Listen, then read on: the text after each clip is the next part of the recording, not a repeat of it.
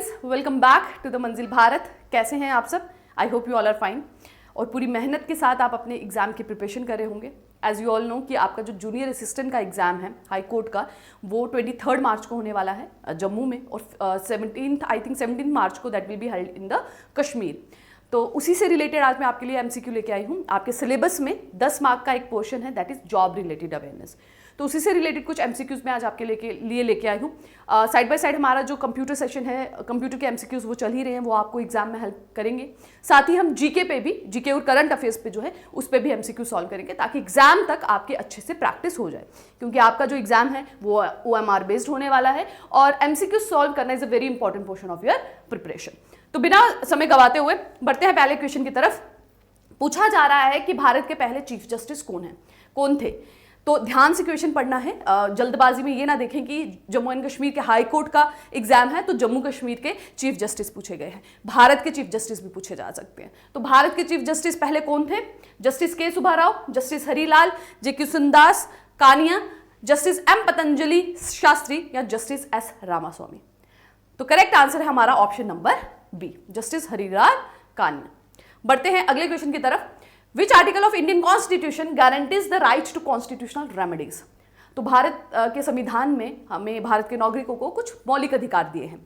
अगर उन मौलिक अधिकारों का हनन होता है तो एक पर्सन जो है वो क्या कर सकता है? He can move towards the court, high court या सुप्रीम कोर्ट वो जा सकता है, ताकि उसे उसके जो मौलिक अधिकार हैं वो वापस मिले। और इसी को कहा जाता है राइट टू कॉन्स्टिट्यूशनल रेमेडीज, कि अगर आपसे छीने जाते हैं तो आप क्या कर सकते हैं। अब इस बारे में कौन से आर्टिकल में कहा गया है ये आपसे पूछा जा रहा है। आर्टिकल 19 जो कि हमें देता है freedom of speech, freedom to association, freedom to move, ठीक है, फ्रीडम ऑफ ऑक्यूपेशन, ये सब आता है आपका आर्टिकल 9 में, that is 19, that is right to freedom. अगला है article 21 that is right to life and liberty. Article 15 जो कहता है कि caste, sex, place of birth, race, इन बेसिस पे आप डिस्क्रिमिनेशन जो है नहीं कर सकते, राइट टू इक्वालिटी के अंदर ये आता है। आर्टिकल 32 प्रोवाइड करता है हमें राइट टू कॉन्स्टिट्यूशनल रेमेडीज। तो करेक्ट आंसर हो जाएगा option number C. The high court of which state was the first to be established in India? तो पूछे जा रहा है आपसे कि भारत के किस राज्य में the high court of which state was the first to be established in India? Bharat के किस राज्य में सबसे पहले जो है हाई कोर्ट जो है एस्टैब्लिश किया गया था? केरला, कोलकाता, मुंबई या चेन्नई? तो सबसे पहला हाई कोर्ट बना था कोलकाता में, दैट इज इन 1862। भारत का सबसे ओल्डेस्ट आप एक तरह से कह लें, या सबसे पहला हाई कोर्ट जो है भारत के किस राज्य में हुआ था? That is in Kolkata.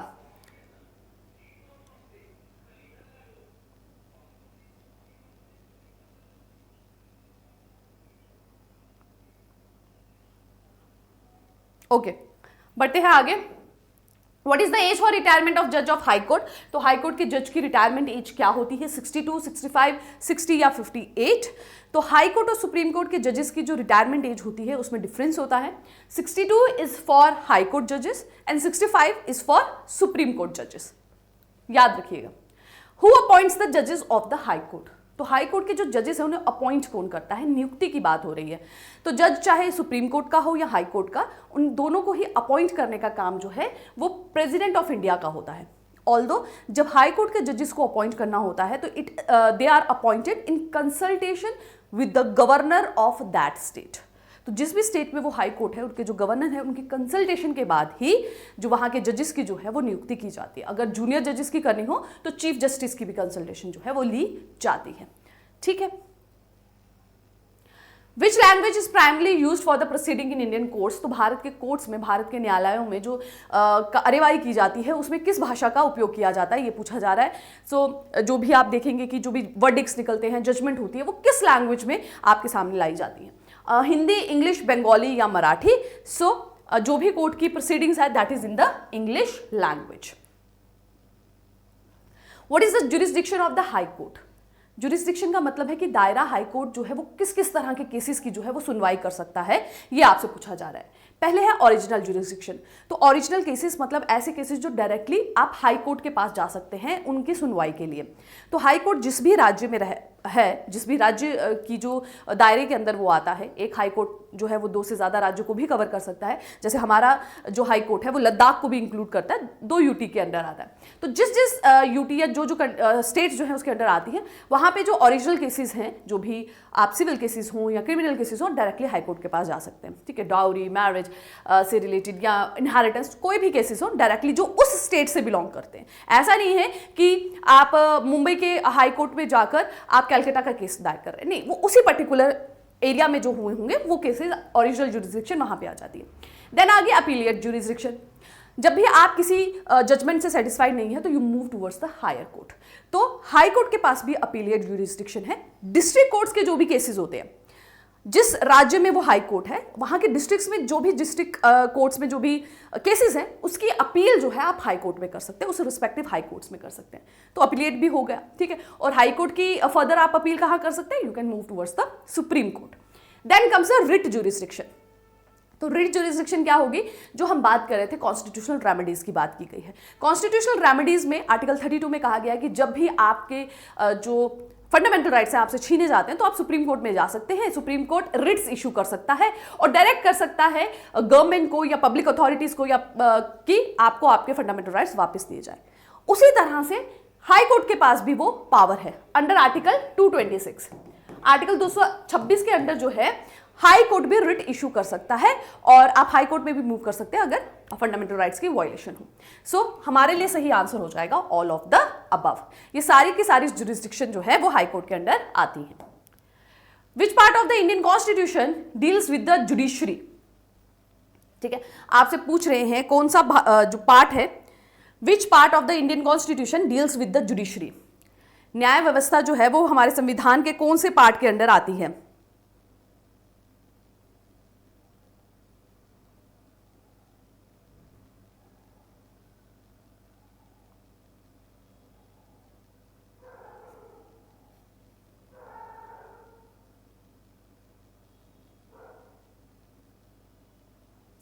So correct answer होगा आपका पार्ट 5। पार्ट 5 के अंदर आता है आपका यूनियन। ठीक है, यूनियन पार्ट 5 के अंदर आता है। यहां पे आई थिंक जो ऑप्शंस हैं वो थोड़े से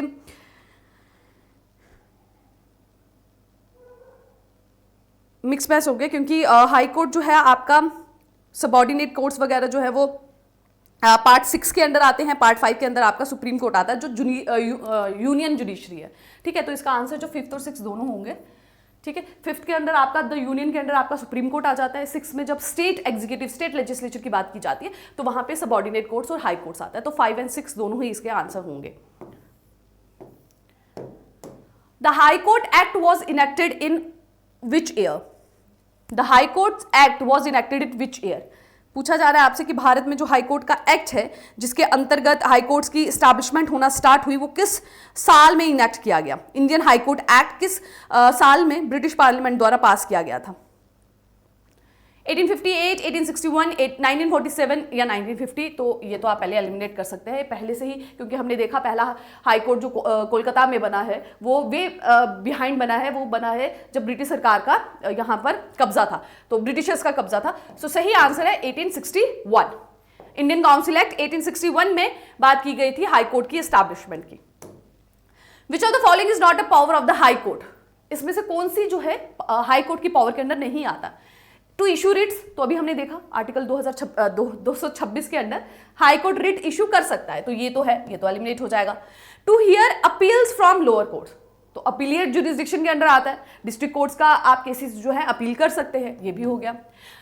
to review the constitutionality of laws, constitutionality of laws भी रिव्यू किए जा सकते हैं, जैसे सुप्रीम कोर्ट करता है तो हाई कोर्ट भी कर सकता है। ठीक है, to make laws for the state, अब स्टेट के लिए कानून बनाने का जिम्मा किसका है? वो लेजिस्लेचर का है, विधानसभा का है, वो जुडिशरी का काम नहीं है, वो जुडिशियल एक्टिविज्म में आ जाता है। ठीक है, वो जुडिशरी का काम नहीं है। बहुत आप एक तरह से डिवीजन ऑफ पावर हमारे कॉन्स्टिट्यूशन में बहुत अच्छे से मेंशन किया गया है कि हर एक आप एक तरह से कहें ऑर्गन का एक सेपरेट फंक्शन है। एग्जीक्यूटिव का अलग है, लेजिस्लेचर का अलग है, जुडिशरी का अलग है। तो जुडिशरी जो है न्याय व्यवस्था के साथ डील करती है, लॉज नहीं बनाती है।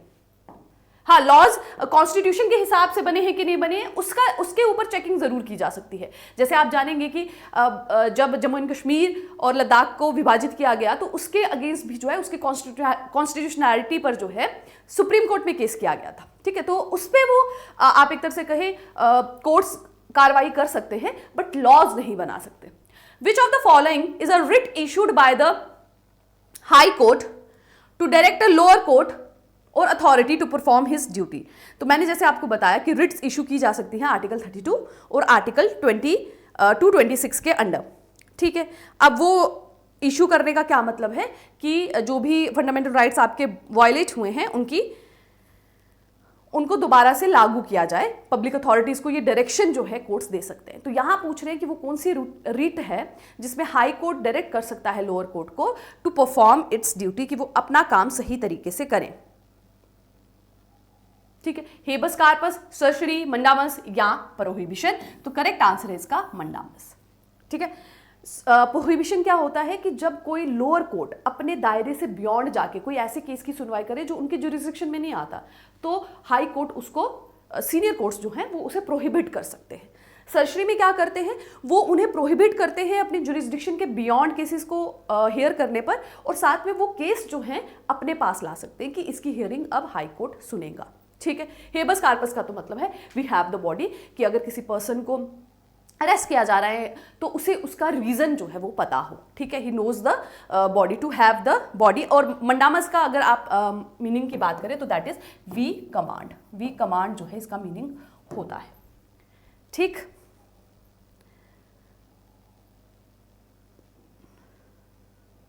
चलिए बढ़ते हैं अगले क्वेश्चन की तरफ।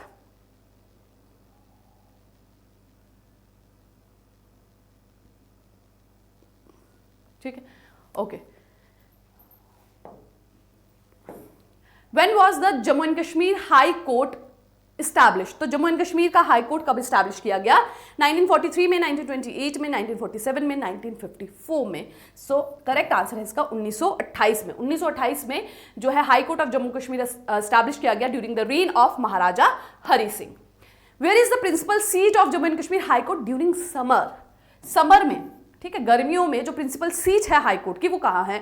जम्मू, श्रीनगर, लेह या Kargil? So that is in Srinagar. Srinagar में है principal seat of Jammu and Kashmir. ये जो प्रिंसिपल सीट है जम्मू एंड कश्मीर की वो कश्मीर और श्रीनगर और जम्मू के बीच में शिफ्ट होती रहती है, इसलिए आप देखेंगे कि एग्जाम्स में दोनों जगह पे हो रहे हैं। So Srinagar, with Srinagar being the summer seat. Okay, Which article of the Indian Constitution defines the establishment of High Court in a state? तो कौन सा आर्टिकल जो है संविधान का वो ये बताता है कि संविधान के आर्टिकल की बात कर रहे हैं। ठीक है, वो 1861 में जो एक्ट आया था इंडियन काउंसिल एक्ट, वो ब्रिटिश पार्लियामेंट का था। तो भारत के संविधान में किस एक्ट के अंदर कहा गया है कि हर राज्य के पास हाई कोर्ट होना चाहिए, एक हाई कोर्ट होना चाहिए? आर्टिकल 214, 225, 226 या 227? करेक्ट आंसर है आर्टिकल 214। आर्टिकल 214 जो है वो बताता है for the establishment of high court in every state. Her state में एक हाई कोर्ट होना चाहिए। दो स्टेट के लिए, दो यूटीज के लिए भी एक हाई कोर्ट हो सकता है, बट हर जगह, हर स्टेट, हर यूटी किसी ना किसी हाई कोर्ट की जुरिस्डिक्शन में आनी चाहिए। हाउ मेनी जजेस are there in the J&K high court including the chief justice? तो presently Jammu and Kashmir high court में कितने जजेस हैं ये आपसे पूछा जा रहा है, including chief justice. So presently there are 17। ठीक है, 13 जो है वो परमानेंट है और 4 जो हैं वो एडिशनल जज हैं। एडिशनल जज क्या होता है कि जो भी जब कभी भी वर्कलोड जो है वो बढ़ जाता है तो उसके लिए एडिशनल जजेस को रखा जाता है 1 ईयर 2 ईयर लिमिट पीरियड के लिए, ताकि जो भी बर्डन है केसेस का वो कम किया जा सके। ठीक है, तो 13 परमानेंट और 4 एडिशनल जजेस हैं प्रेजेंटली।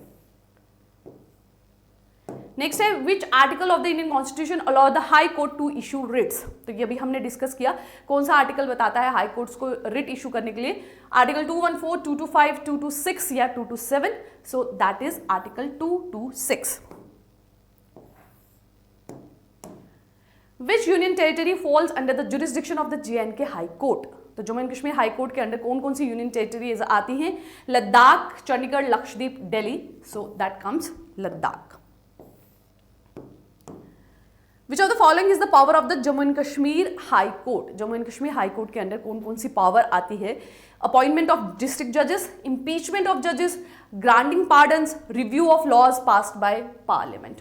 सो पार्लियामेंट के लॉज को हाई कोर्ट नहीं रिव्यू करेगा, उसकी जुरिस्डिक्शन में सुप्रीम कोर्ट आता है, ठीक है। रिव्यू कर सकते हैं लॉज को, ठीक है, लेकिन स्टेट गवर्नमेंट के लॉज को पार्लियामेंट वाले सुप्रीम कोर्ट को करेंगे। पार्डन ग्रांट करना वो भी हाई कोर्ट की जुरिस्डिक्शन में नहीं आता, दैट इज द प्रेसिडेंट कर सकते हैं। इंपीचमेंट ऑफ जजेस वो भी लेजिस्लेचर का काम है, आप एक तरह से कोर्ट्स जो है वो नहीं करते।